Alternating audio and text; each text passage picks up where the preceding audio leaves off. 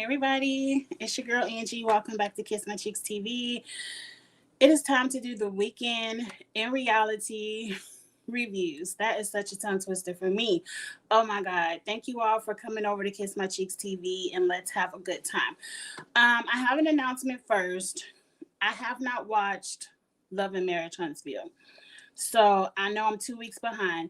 Last week, last weekend, I was in Nashville for the Erykah Badu concert. So when I finally got home and watched the shows, I was like, I'll just do a double review this weekend. But I never watched Love and Marriage Huntsville. I'm going to get my 2 cents about it real quick because this is Ready to Love. I don't care anything about the comeback group trying to come back together. The storylines on Love and Marriage Huntsville have not progressed. We're still talking about a divorced couple and why they got divorced when we clearly can see why. And I don't want to put it all on Martell because a lot of the arguments, I don't want to see Mel and Martell argue on my TV screen every week. It's nothing to review. I don't have an opinion about that because I'm over it. And so that's why I haven't watched. And until the storylines progress, we get some new drama. We get, I don't know, maybe once Melody, this man give Melody a promise ring, I might come around for that.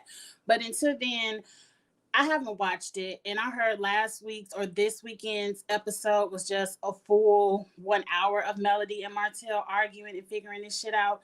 We don't care.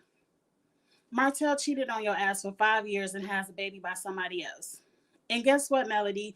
You stayed with his ass for 5 years until he had a baby by somebody else. So I halfway don't feel bad for you because you chose to be there for at least 3 of those 5 years.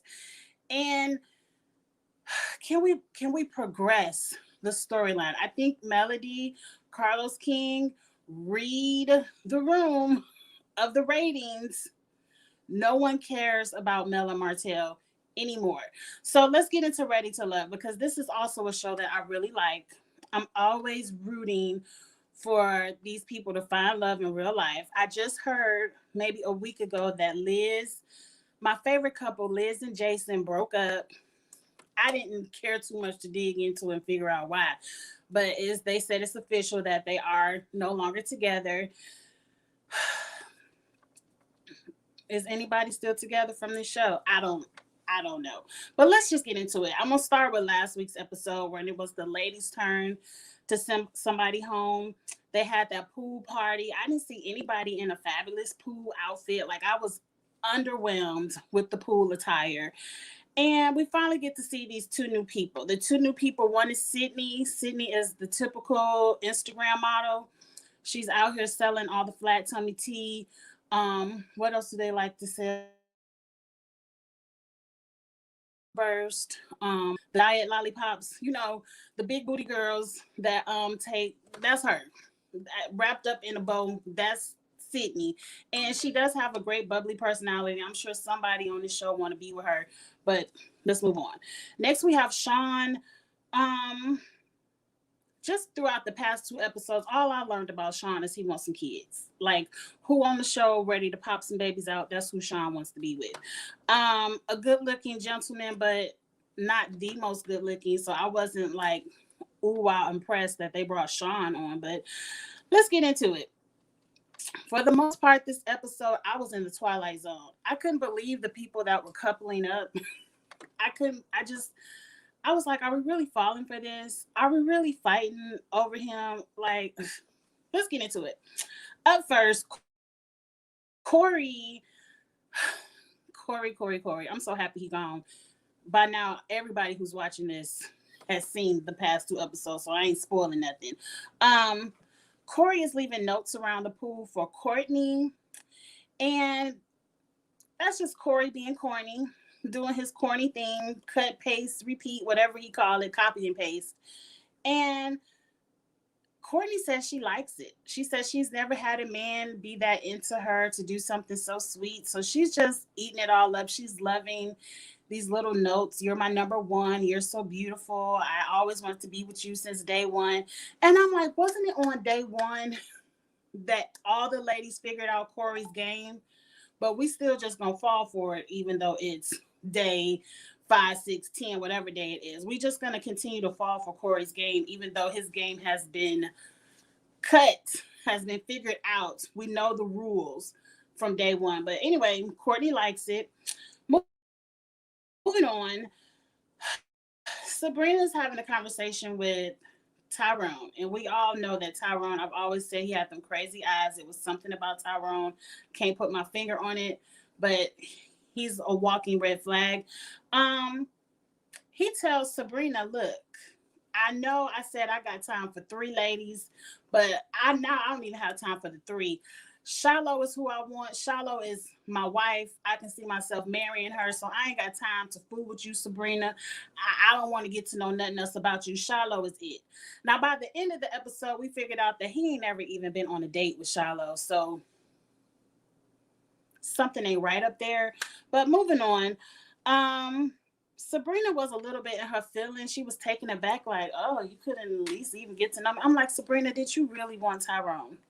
Do you really want Tyrone? You really want me to sit here and think you upset because this man said Shiloh is his wife?" I would be happy. I'd be like, "Girl, you can have him."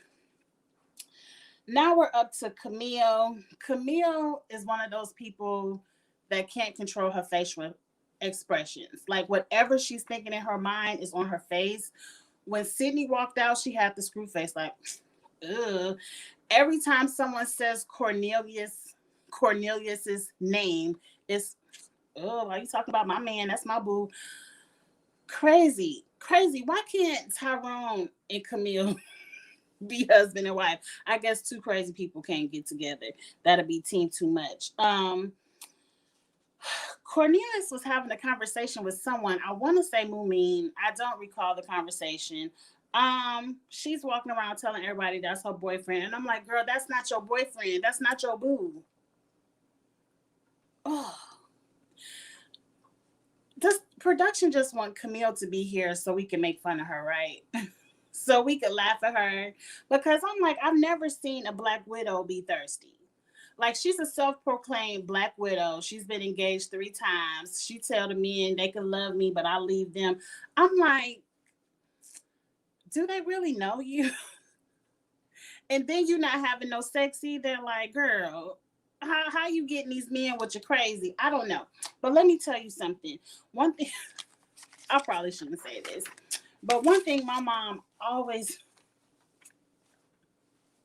I probably shouldn't say this, but my mom always like, men love crazy women because the crazier they are, the freakier they are in the bed. And so I guess, I don't know, maybe that's what they banking on, like, oh, she crazy, that she gonna be a freak, so let's keep her. Like, I don't know, but Camille makes my skin crawl, because I just never seen anybody look so thirsty, so desperate for a man that you've known for 2 minutes.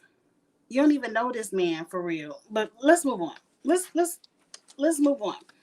So Camille later confronts Cornelius and was like, "I saw you having a conversation with old girl. Didn't I tell you that's embarrassing? You embarrassing me." What did she call him? I wrote it down. A country bumpkin. A country, like, she really snapped on him and called him a country bumpkin. And I'm like, okay, Cornelius is done with Camille. He good, because she crazy. He saw it with his own eyes. But later on in the episode, Camille apologizes and he accepts, and all is good.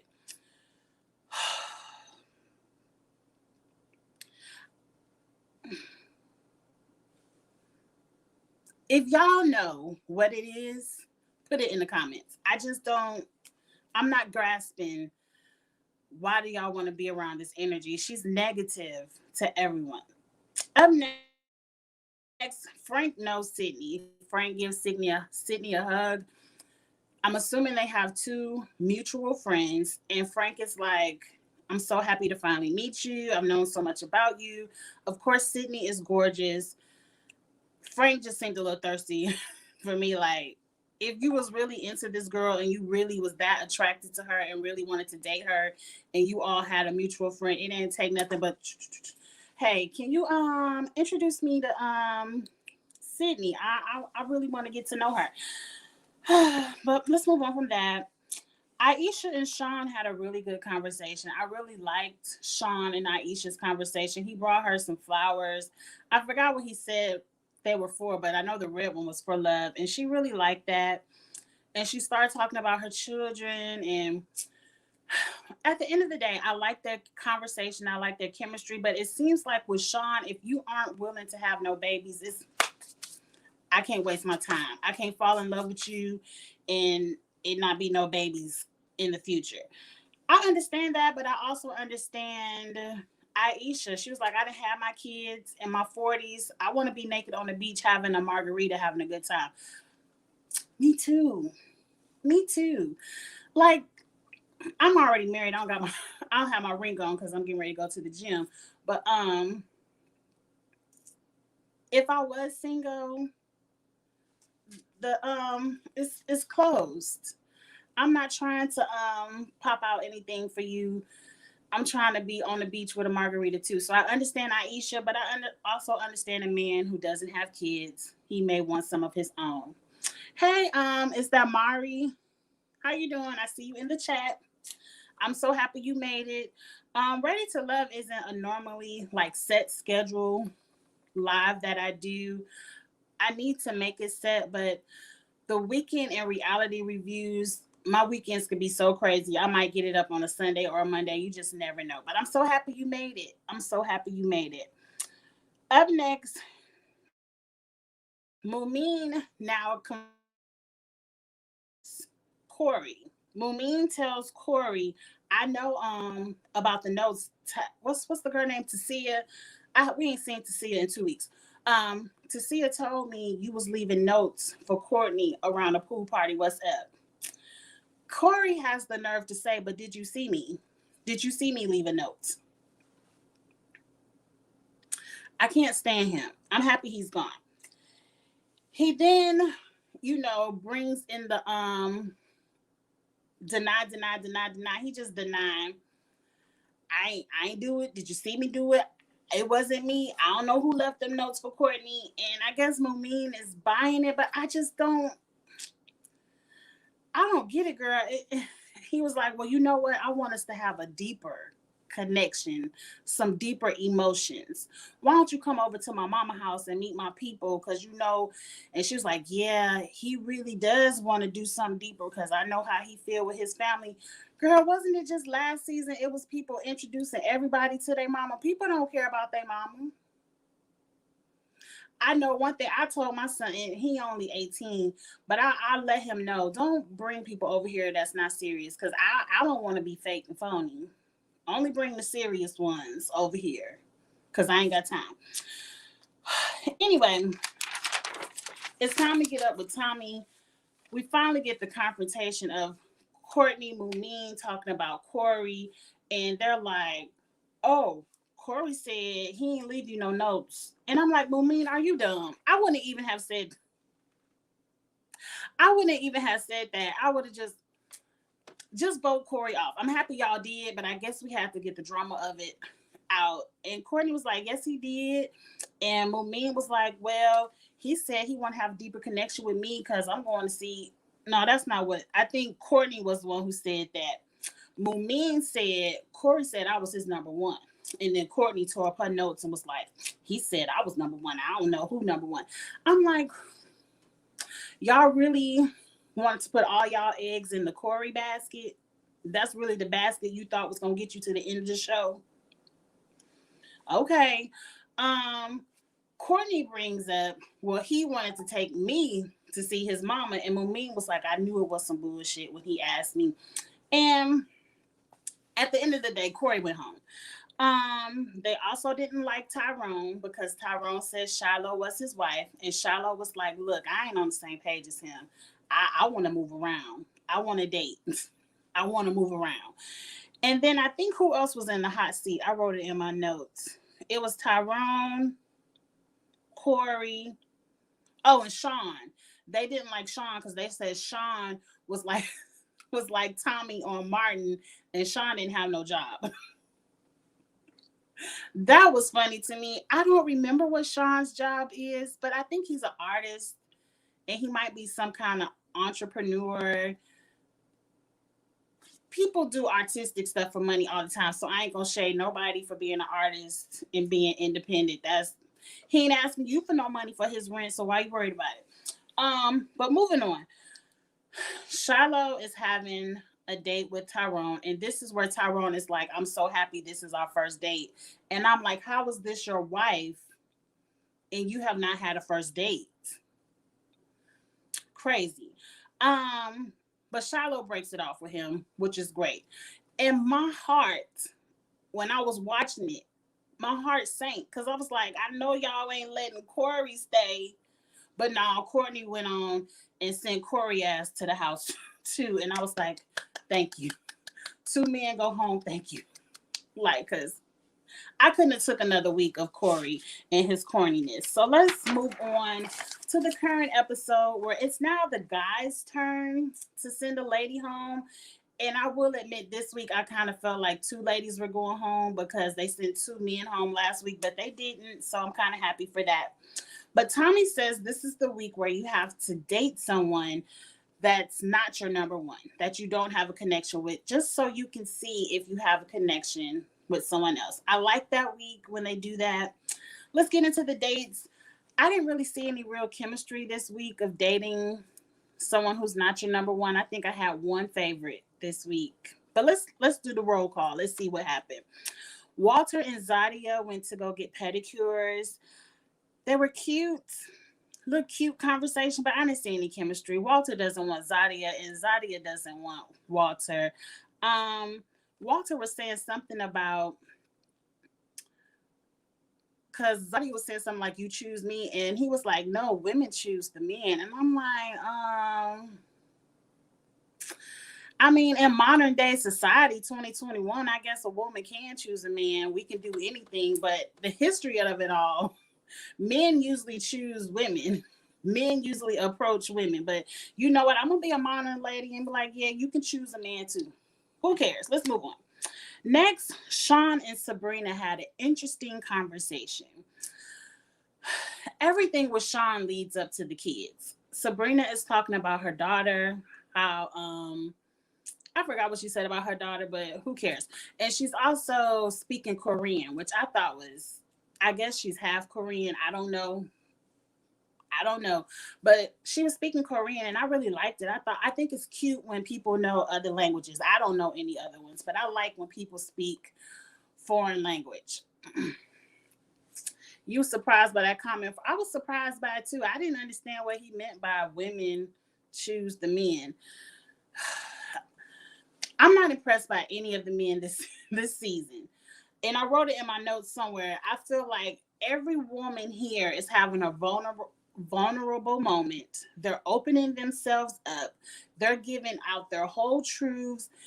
And I feel like for the most part, most of the women really do want to find love. I don't see it for nan man this season. Half the men, I don't even know their name. We don't even see them on our TV screen. But let's get back to Sean and Sabrina. Sean is like, oh, you got a daughter. So do you want any more kids? And Sabrina is probably a little bit older than me. She in her 40s. She was like, I'm good. I got a 9-year-old. I'm good. And he was like, oh, well, I can't be with you. You don't want no kids. It's a no, ma'am. A no, sir. Whatever. I think he saw it in Sabrina's face like, oh, well, I ain't voting for you next week.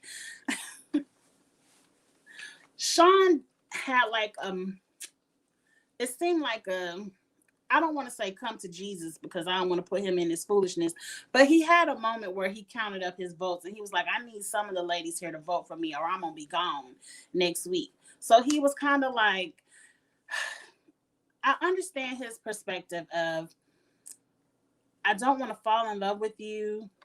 And then a year from now, when it's time to get serious and it's time to talk about children, you're like, I ain't trying to have none. But I feel like people like, I don't want to use myself because the shop is really closed over here. But some people might say like, I don't want to have any more kids.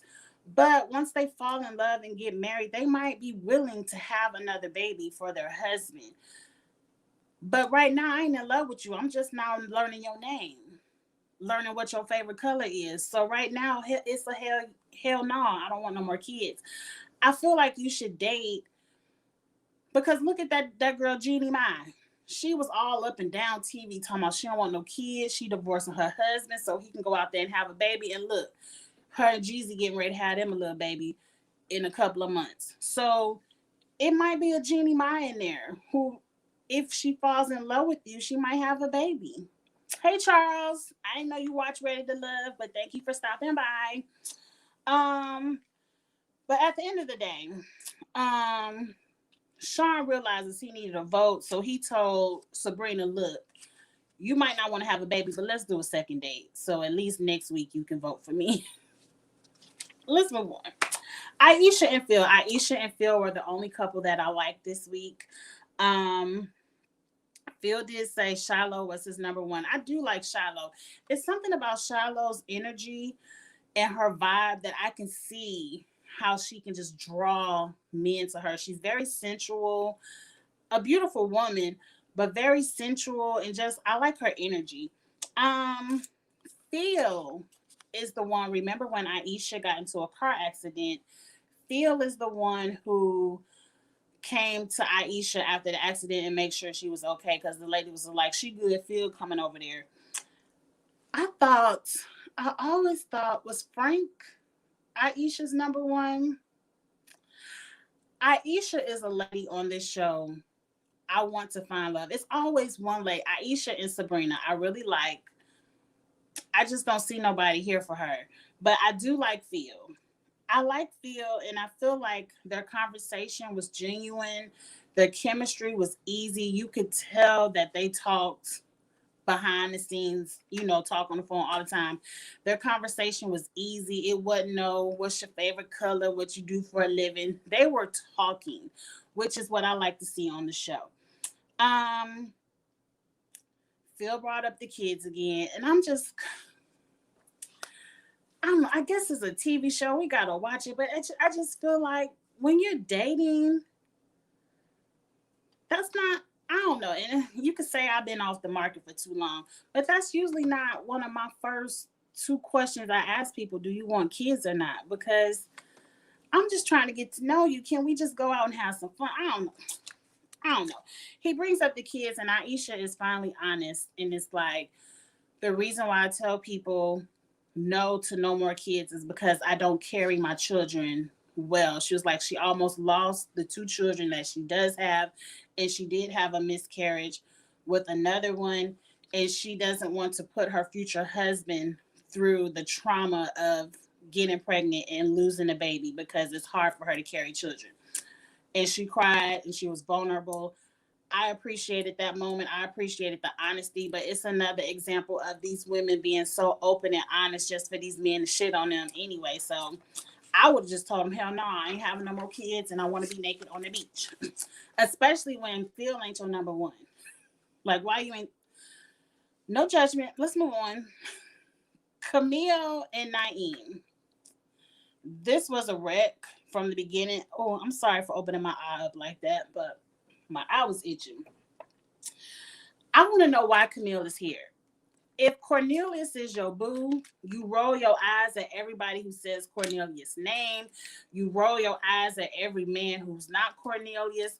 Why are you here? Why you just ain't took your man and get off the show and go live your happy life in DC? Why are you accepting dates from other men if all you're gonna do is be disrespectful and nasty to them? I don't understand how Camille didn't go home. Like next week, who's gonna ask Camille out on a date just for her to be nasty to them? Like, why is she here? I don't even think Cornelius really wants her. I think Cornelius just wants a vote. But let's get into the date because she asked him a lot of disrespectful questions. First, she rolling her eyes. I don't know why I'm here. Feed me some oysters. Why you open your mouth so big? They give a little sexual joke. Funny. I don't know why you saying sexual jokes. I ain't giving you no coochie. Girl, don't nobody want your box. I guess they do. I told you. People love crazy. And my mama said crazy people are freaks. So maybe people do want the crazy box. I don't know. She jumps into the questions. You want some kids. What she say? What's gonna be your role in my son's life? Like, girl, the man just found out you had a son. You just told the man I got a son, and now you like, what's gonna be my role? What you gonna call him, Mr. Naeem, Mr. Bilal? Girl. Then she turned into the finances. What our finances gonna look like? How much money you make? I know it's over 6 figures. I'm so happy Naeem didn't play into her bullshit and just was like, I'm not answering that. What else you got? Because no shade to teachers. I love teachers. One of my best friends I got a lot of best friends that are teachers. No shade. But teachers already can joke on themselves and say they don't make that much money. They're very underpaid. They do a lot for our children and they're very underpaid. But girl, you just a teacher. I know somebody gonna get at me. I know my friend gonna yell at me. I'm not saying it to be shady, but I'm like, bitch, you ain't making 6 figures. So why are you worried about what this man is making? Like, if you needed to have more than 6 figures, maybe you should have went on to grad school so you could be a principal or something. Let me get off of it. Let me get off of it. I just don't like when it's so tacky. It's so tacky, number one, to ask somebody how much money they make. Then number two, to demand that it's over 6 figures. But let's move on. A few people have a group date. Dante, Sabrina, Mumin, and Frank. I don't like the combination of none of them. I don't see it for none of them being a couple, but they want to go on a group date. I believe Frank and Mumin broke off into a separate conversation, and they confused the shit out of me. They having a conversation. Frank want to know what's up with sex. Mumin is like, I'm saving sex for marriage. I want to date, get to know you, and put sex on the side. So, and she was like, when I find a man that, is down with that, I feel like we'll have a great relationship. I agree, girl. I don't, I ain't wait, but I do understand the people who want to wait, and I respect that decision. Frank then says, I'm a hypersexual, which means I love sex. I like a lot of sex. I can do it every day, all day, and my woman needs to be down. Now, they done just said the opposite things, correct? Complete opposites. No sex, hypersex. Couldn't be further on the opposite ends of a spectrum. But they done said, oh, we done had a good conversation about sex, and I felt like our connection got stronger. And I'm like, bitch, where? Where do you see hypersexual, no sex equals strong connection? These people are playing for votes. They're just playing to make it to the end of the show. Nobody wants love. Tommy, it's time to redo the whole thing. Because at least, okay, people find a couple of dates and they trying to find love. But now these people not even trying to find love. And it's not enjoyable to watch because it's like, oh, we ready for the bullshit. Who coming with the biggest bullshit this week? And I'm still gonna watch it because I'm good for watching a little bit of bullshit on TV. It's entertaining, but the point of the show is no longer valid because that pissed me off. I'm like, y'all is faking in front. Y'all ain't got no close connection. But let's move on. Dante and Sabrina was talking about something, but it didn't entertain me. I kind of felt like Dante and Sabrina, because he got 3 kids and she already got 1, maybe they might get along because they don't want no more kids. It's kind of like the most Vegas things. What happened to knowing somebody, oh, we both like jazz, so we can go to a jazz concert, or we both like hip hop, or we both like to cook, or sometimes opposites. Me and my husband are complete opposites, and they attract. I don't get it. It's strange. Up next, I wrote down Frank. Was it Tasia and Frank? It wasn't Frank that Tasia went out on a date with. Tasia went out on a date with Sean. And I wanted to hit the fast forward, but I watched. They didn't have any chemistry, but they hee and ha ha and smiled in each other's faces so they can make it past another weekend. Tasia, I want to call you Taisa so bad. To see a girl, it worked. You made it this week. They say they have chemistry because they both want kids, and that's all Sean been waiting for is somebody who want to pop out a baby. And they both grew up in a Baptist church, but I'm like, damn, didn't 90% of black people grow up in a Baptist church? That's that's all you needed. Moving on. Courtney and Cornelius meet up to have drinks. Now I like Courtney and Cornelius. I wish they could find a common ground. But just like I respect a woman for wanting to wait, I respect a man for wanting to wait too. And I kind of want to see Cornelius and Mumin have a conversation and see if maybe they have some chemistry. Just try it out, move around, see. Because Courtney, when it comes to sex, they're just like what Frank and Mumin just had the conversation, like opposite ends of the spectrum. Courtney is up here rubbing all up in between this man's thigh, all on his knee, leaned all on his drunk, sipping rum. Girl, this isn't, and the whole conversation while you doing all this rubbing, touching, and feeling, he's telling you, I want a virtuous woman. I respect my faith. I don't want to have sex with you. And she's like, you sure you don't want to have no sex? You sure? And I'm like, girl, stop. Like, slow down. You ain't gotta fuck the man on the first night. Like, at least wait till the process over and then try to throw it on him. I mean, I guess to each their own. Like, Courtney, you should be over here sliding up on Frank. He looked like he's the hyper. It's like these people aren't talking to the right people. Now Cornelius is fine. I give him that. But I felt like you crossed the line with him when he's telling you respect his boundaries. He doesn't want to get physical. And you damn near did everything but grab his penis in his jeans. You should have just did that as close as you was. Like you were completely disrespecting him. And if the roles were reversed, if roles were reversed and it was him sitting up here telling Frank, I'm a virtuous woman and I'm looking for a virtuous man, a righteous man, and I want to wait. And Frank was sliding his hands all up his dress, all up her thigh. We would be roasting Frank left and right. So I see why they sent your ass home, Courtney, but I really don't. But let's move on. Let's get to the end. At the end of the episode, I'm with you, girl. What happened to hobbies? Every question these people ask is, you want to have sex or not? You want to have kids? What happened to what kind of like scary movies, a comedy, a mystery? What kind of music? You like to go roller skating? How about what's your favorite football team? You like basketball?